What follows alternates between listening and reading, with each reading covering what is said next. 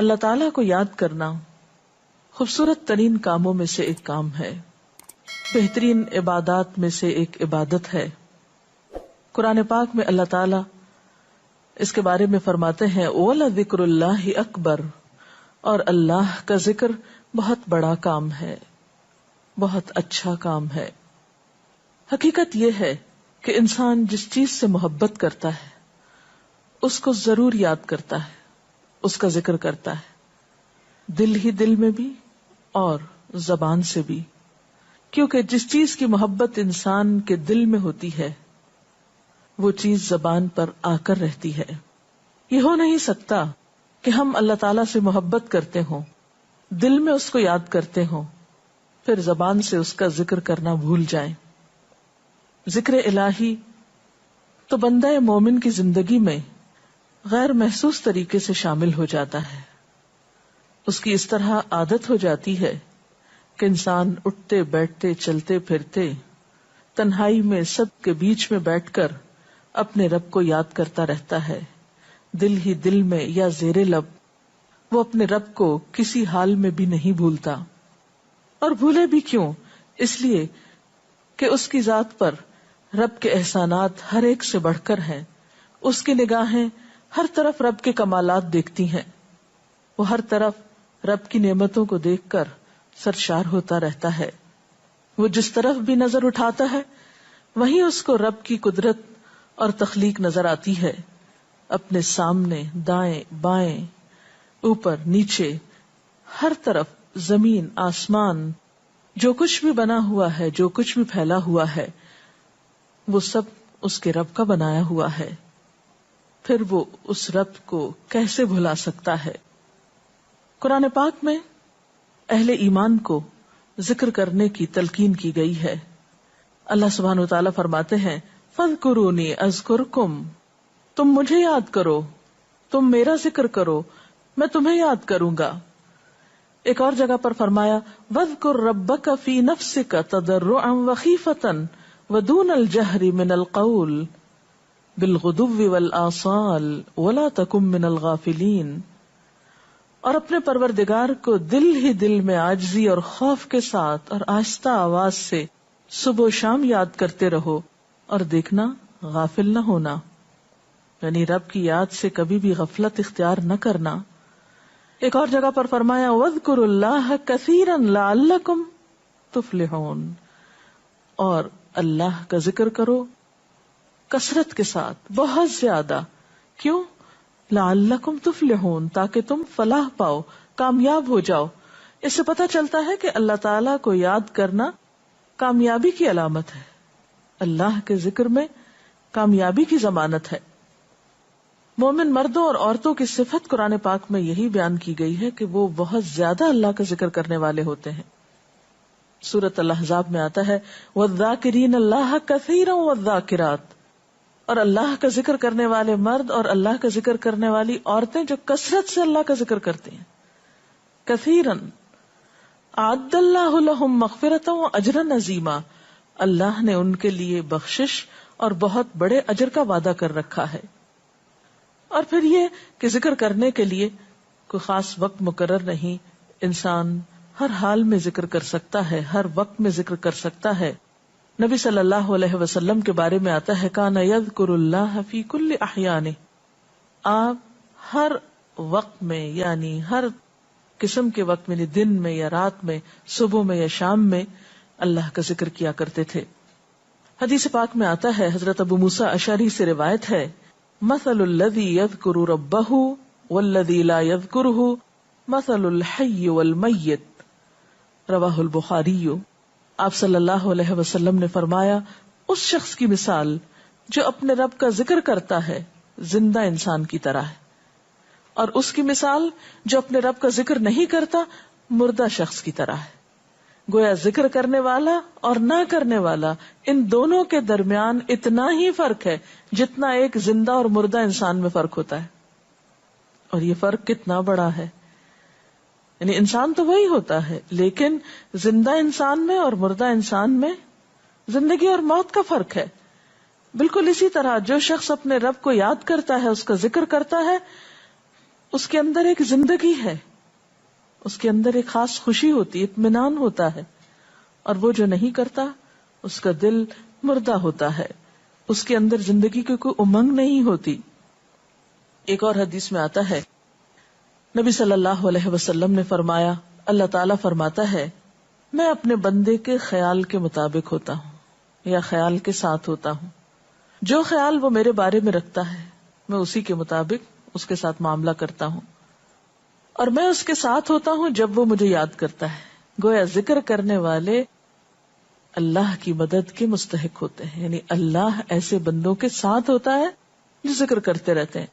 اگر وہ مجھ کو اپنے دل میں یاد کرتا ہے تو میں بھی اس کو اپنے دل میں یاد کرتا ہوں، اور اگر وہ مجھے کسی جماعت میں بیٹھ کے یعنی کسی گروپ میں یعنی پبلک میں بیٹھ کے یاد کرتا ہے تو میں اس کو اس سے بہتر جماعت میں یاد کرتا ہوں، یعنی فرشتوں کی جماعت میں یاد کرتا ہوں۔ تو گویا فاذکرونی اذکرکم، تم مجھے یاد رکھو میں تمہیں یاد رکھوں گا۔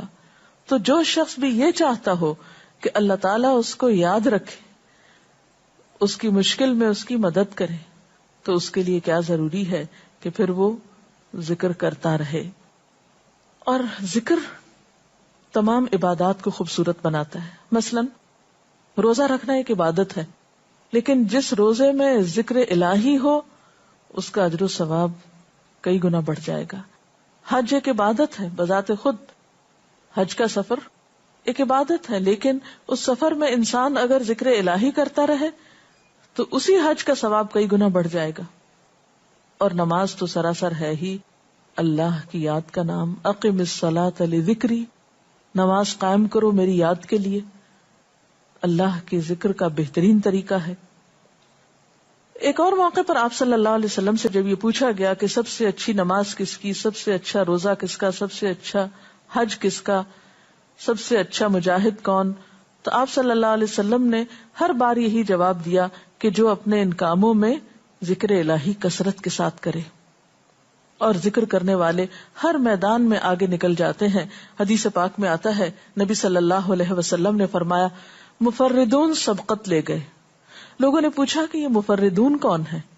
فرمایا وہ مرد جو کثرت کے ساتھ اللہ کا ذکر کرتے ہیں اور وہ عورتیں جو کثرت کے ساتھ اللہ کو یاد کرتی ہیں۔ اور یہاں آپ نوٹ کر رہے ہیں خاص طور پر مردوں کے ساتھ ساتھ عورتوں کا ذکر بھی ملتا ہے۔ حضرت عبداللہ بن بصر فرماتے ہیں کہ ایک شخص نے عرض کیا یا رسول اللہ صلی اللہ علیہ وسلم، بے شک اسلام کے احکام مجھ پر بہت ہیں، یعنی ذمہ داریاں بہت ہیں، کرنے کے کام بہت ہیں، آپ مجھے کوئی ایسی بات بتائیں جسے میں اپنے لیے لازم کر لوں، یعنی میرے لیے آسان ہو اور میں پابندی سے کر سکوں۔ تو آپ صلی اللہ علیہ وسلم نے فرمایا لا یزال لسانک رطبا من ذکر اللہ، کہ ایک چیز پابندی سے پکڑ لو، اور وہ کیا کہ تیری زبان ہمیشہ اللہ کے ذکر سے تر رہے، ہر دم اللہ کو یاد کرتے رہو۔ اور یہ حقیقت ہے کہ انسان کوئی بھی کام کر رہا ہو، مثلا خواتین کھانا پکا رہی ہیں، گھر صاف کر رہی ہیں، واک کر رہی ہیں، کوئی بھی کام کر رہی ہیں اس طرح کا، تو اس میں ساتھ ساتھ اللہ کی یاد کرتی رہیں، سبحان اللہ، الحمدللہ، اللہ اکبر، استغفر اللہ، لا الہ الا اللہ، ان اذکار کا ورد کرتے رہیں، تو اس میں کام بھی ہوتا رہے گا اور اس کے ساتھ ساتھ اللہ کی یاد بھی ہوتی رہے گی۔ خصوصی طور پر 2 کلمات ایسے ہیں جن کے بارے میں بہترین اجر کی خوشخبری سنائی گئی۔ آپ صلی اللہ علیہ وسلم نے فرمایا کلمتان، 2 کلمات ایسے ہیں خفیفتان علی اللسان، جو زبان پہ بہت ہلکے ہیں، یعنی پڑھنے میں کچھ مشکل نہیں، ثقیلتان فی المیزان، میزان میں بہت بھاری ہیں، حبیبتان الی الرحمن، رحمان کو بہت محبوب ہیں، اور وہ کیا ہیں؟ سبحان اللہ و بحمدہ، سبحان اللہ العظیم۔ چلتے پھرتے، اٹھتے بیٹھتے، کام کاج کرتے، تسبیح پڑھتے رہنا، ذکر کرتے رہنا، انسان کے دل کو جہاں اطمینان بخشتا ہے وہاں اس کے کام کو آسان بھی کر دیتا ہے، اور اللہ کی مدد بھی ساتھ ہوتی ہے۔ اور قرآن پاک میں ایسے لوگوں کے لیے خوشخبری ہے، الا بذکر اللہ تطمئن القلوب، سنو اللہ کے ذکر سے دلوں کو اطمینان ہوتا ہے۔ اور ویسے بھی میزان میں بہت بھاری نیکی ہے۔ ایک حدیث میں آتا ہے کہ رسول اللہ صلی اللہ علیہ وسلم نے لوگوں سے پوچھا کیا میں تمہیں نہ بتاؤں کہ تمہارے اعمال میں سب سے اچھا عمل، سب سے پاکیزہ اور تمہارے درجات کو سب سے زیادہ بڑھانے والا، اور جو تمہارے لیے سونے چاندی کے خرچ کرنے سے زیادہ بہتر ہو، اور اس سے بھی بہتر ہو کہ تم اپنے دشمنوں سے ملو، ان کی گردنیں تم مارو اور وہ تمہاری گردنیں مارے، تو کیا ایسا عمل نہ تمہیں بتاؤں؟ صحابہ نے عرض کیا، ضرور یا رسول اللہ صلی اللہ علیہ وسلم، ہمیں ایسا عمل بتائیے. تو آپ نے فرمایا وہ اللہ کا ذکر ہے، یعنی تمام اعمال میں وہ سبقت لے جاتا ہے. اسی طرح ایک اور حدیث میں ہے، رسول اللہ صلی اللہ علیہ وسلم نے فرمایا کہ جب بھی کچھ لوگ بیٹھتے ہیں اور وہ اللہ کا ذکر کرتے ہیں، کسی مجلس میں اکٹھے ہو کر بیٹھتے ہیں، تو اللہ کی رحمت ان کو ڈھانپ لیتی، ان پر سکینت نازل ہوتی ہے. اللہ تعالیٰ ان کا اپنے ہاں ذکر کرتے ہیں. گویا اکیلے بھی ذکر کیا جا سکتا ہے اور کسی مجلس میں اکٹھے بیٹھ کر بھی. پھر اسی طرح صبح و شام بھی، جیسا کہ قرآن پاک میں آتا ہے، وَسَبِّحْ بِحَمْدِ رَبِّكَ قَبْلَ طُلُوعِ الشَّمْسِ وَقَبْلَ غُرُوبِهَا، اپنے رب کی تسبیح بیان کرو سورج نکلنے سے پہلے اور اس کے غروب ہونے سے پہلے. ایک اور جگہ پر آتا ہے وَسَبِّحْ بِحَمْدِ رَبِّكَ بِالْعَشِيِّ وَالْإِبْكَارِ، اپنے رب کی حمد و ثنا بیان کرو عشی کے وقت یعنی عصر کے وقت، والابکار اور صبح کے وقت. عشی کا لفظ جو ہے یہ زوال شمس سے غروب شمس کے درمیانی وقت کو کہتے ہیں. پھر اسی طرح انبیاء علیہ السلام کے بارے میں ہم دیکھتے ہیں، حضرت داؤد علیہ السلام بہت خوبصورت آواز سے، بہت خوبصورت انداز میں اللہ تعالیٰ کا